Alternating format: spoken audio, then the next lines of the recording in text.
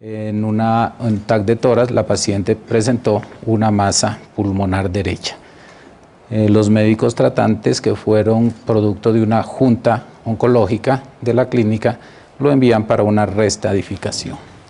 Podemos mirar aquí el MIP, donde vemos en 3 dimensiones el sector del cuerpo que fue adquirido.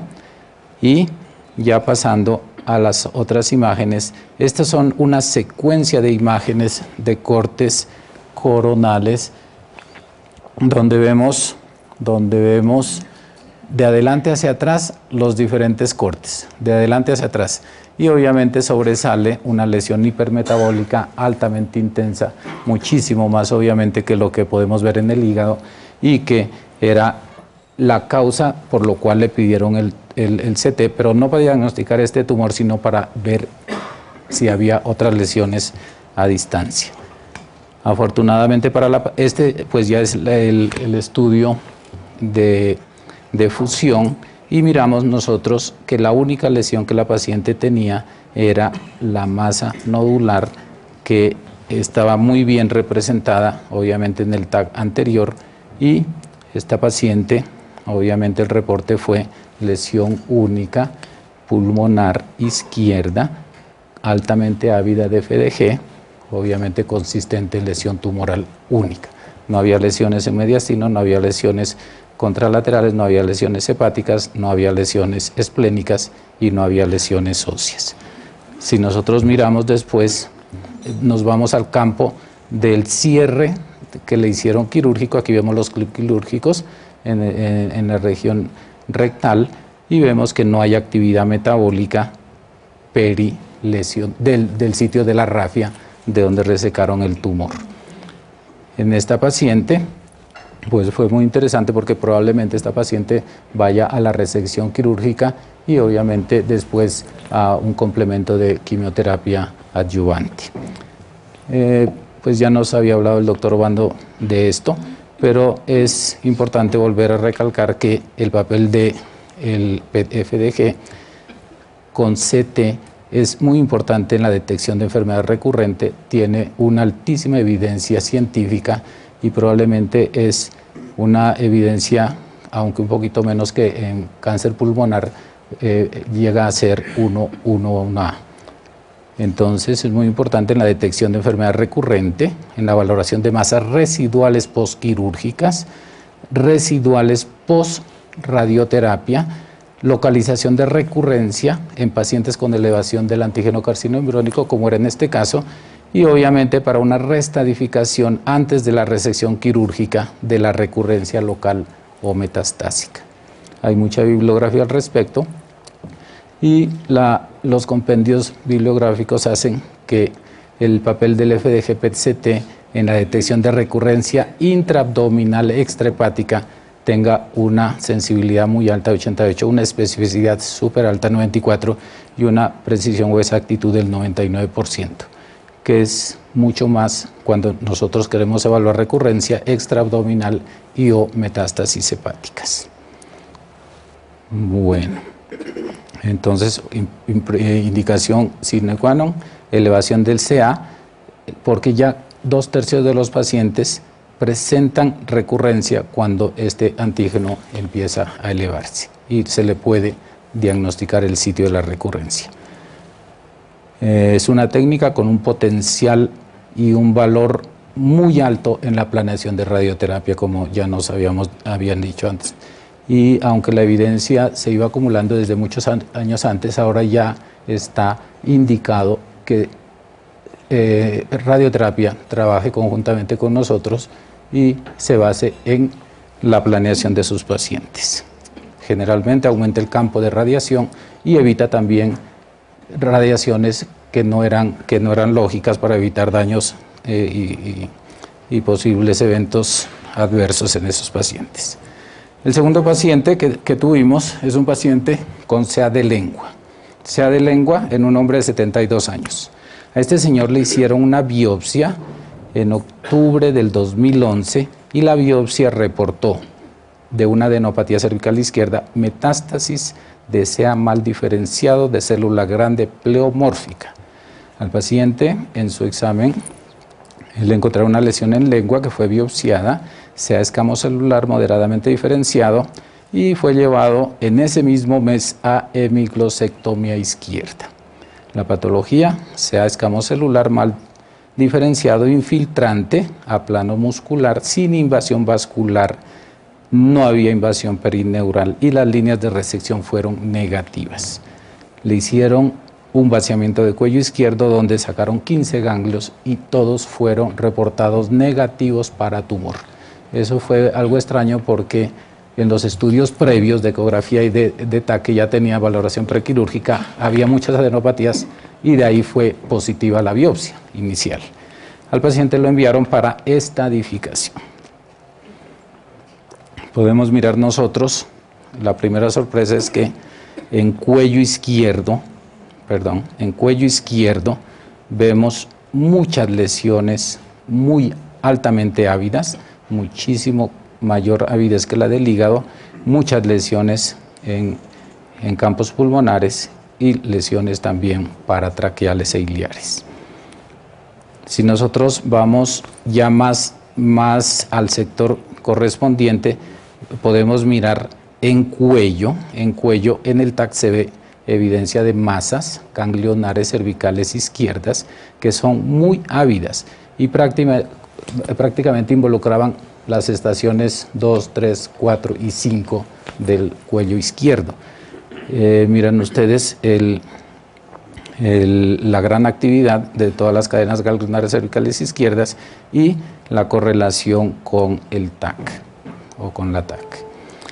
Si pasamos a pulmones, en ventana pulmonar vemos varias lesiones, muchas de ellas con elevada intensidad, lógicamente con altísima posibilidad de ser tumorales metastásicas.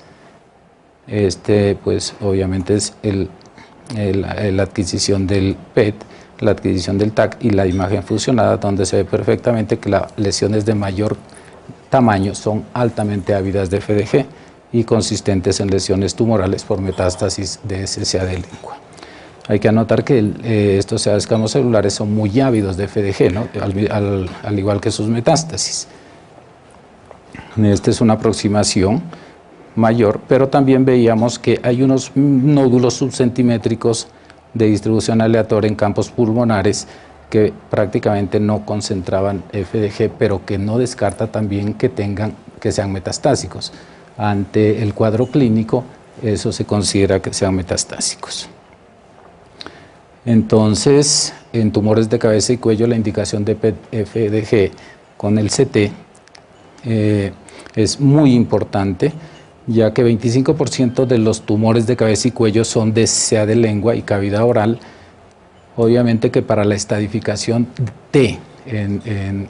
en oncología, el método ideal en cabeza y cuello es la resonancia magnética, pero el FDG-PET es muy seguro para la detección de enfermedad nodal y metastásica, como vimos en este paciente. Los nódulos linfáticos necróticos pueden tener ausencia de captación de FDG, eso ya nos lo habían dicho, pero representan compromiso metastásico unido a otras imágenes. El valor predictivo negativo del PET es muy alto en este tipo de tumores y puede eliminar la necesidad de procedimientos invasivos que no estaban, que hubieran estado propuestos. Y el tercer paciente, que es el último paciente que vamos a presentar aquí, pues es una mujer de 87 años, asintomática respiratoriamente, quien consultó a la clínica con un dolor dorsal y escapular.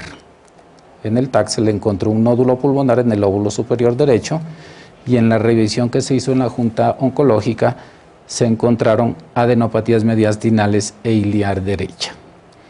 Había también un nódulo adrenal izquierdo, inespecífico en los estudios preliminares y, como les dije, la paciente no tenía sintomatología respiratoria. Se le solicitó el PET-CT para evaluar el nódulo pulmonar, motivo de consulta, y una sospecha de un SEA broncogénico estadio avanzado, estadio 4. Miremos el MIT, que nos da una información tridimensional vemos la gran masa, pero otras masas satélites altamente sugestivas de compromiso tumoral. Miramos en la aproximación, miramos el nódulo motivo de consulta hiperávido, muchísimo mayor que el hígado, que tiene representación obviamente en el CT, pero miramos también que hay otras lesiones hiperávidas paratraqueales derechas, igual altamente sugestivas de compromiso metastásico o consistentes. Pero lo que más nos llamó la atención es que en el mapeo corporal había también lesiones hepáticas, que aquí muestro 3, pero realmente eran 6 por el número de cortes que aquí no los paso, pero esto ya hace que la enfermedad esté muy avanzada. Esta era la lesión de mayor tamaño y mayor avidez, que estaba localizada en el lóbulo izquierdo.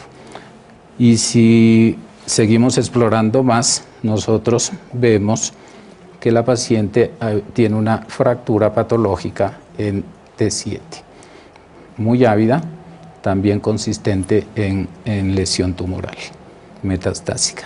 Y si seguimos avanzando más en el estudio, miramos que había una lesión que nunca se sospechó y que estaba en la rama iliopúbica derecha, que en el TAC estaba representada con un área esclerótica, probablemente metastásica, ya cuando la unimos a este PET. Entonces tenemos este paciente con un SEA broncogénico, con enfermedad extensa metastásica, obviamente no quirúrgica, y que pues se beneficiaría de una terapia paliativa y con un pronóstico muy pobre. Lo que decimos es que el PET-CT en tumores de células no pequeñas es evidencia 1A para cirugía después de imágenes convencionales. Por lo tanto, se requiere un PET-FDG para confirmar enfermedad operable o evitar cirugías que pueden ser no beneficiosas. Igual da una seguridad en la estratificación y una guía muy apropiada para el manejo. Esto está basado en múltiples referencias. En el nódulo de célula pequeña, el impacto en la estratificación, pronóstico y manejo es súper importante, como nos dijo el doctor Obando, es una indicación con evidencia 1A. Esto es lo que queríamos mostrarles a ustedes. Esta es la calidad de imágenes que tenemos, que son muy buenas, y obviamente nosotros trabajamos en un equipo junto con nuestros radiólogos. El doctor Julián nos ha acompañado muchísimo en esto. Y lo bueno que tenemos es que tenemos mucha comunicación con el médico que nos lo solicita, o el grupo de médicos que lo solicita, que son pues los más interesados en conocer los resultados pues para beneficio del paciente. Por lo general nosotros no damos informes preliminares a la media hora o una hora de adquirido el PET, porque esto necesita una revisión inicialmente pues de una historia clínica, de revisarlo con el radiólogo, a veces llamar al patólogo, a veces hacer en conjunto, como nos comentó el doctor Obando, para que todo sea un informe, entre comillas, de grupo, de recolección de múltiples datos. Por eso estamos, creo que lo ideal es hacer un consenso principalmente entre los que vamos a informar el PET, reportar el PET, y ahí sí revisamos y lo enviamos al paciente.